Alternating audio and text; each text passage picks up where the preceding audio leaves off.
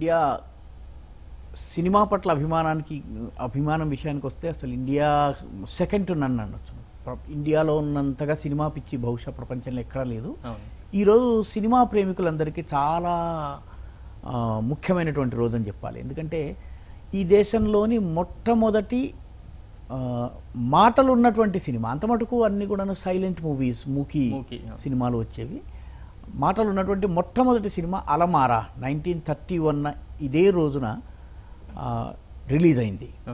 ఆ సినిమా మాటలు వినిపించేటప్పటికి దాదాపు 8-9 వారాల పాటు హాల్ దగ్గర పోలీసులు నిలబడి లాఠీచార్జ్ చేసి అల్లరి మూకల్ని వాళ్ళని, అంటే అసలు మాటలుతో వచ్చేటువంటి సినిమా ఎలా ఉంటుందో చూడాలని చెప్పి ప్రజలు వేల సంఖ్యలో హాళ్ళకి వెళ్ళిపోయేవాడు అనమాట.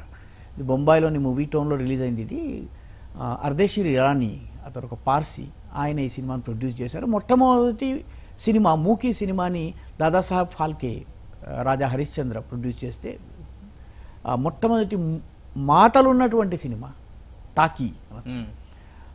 టాకీస్ అన్న పదము అక్కడి నుంచి వచ్చింది. మన ఇదివరకు సినిమా హాల్ని టాకీస్ అనేవాళ్ళు. ఆ టాకీ అన్న పదం ఆలం ఆరా నుంచి ప్రారంభమైంది అనమాట. ఒక రకంగా ఫిల్మ్ లవర్స్ అందరికి కూడా వాళ్ళకు పెద్ద హిస్టారిక్ డే అనమాట. రైట్. సరిగ్గా ప్రధాన వార్తలు చూస్తే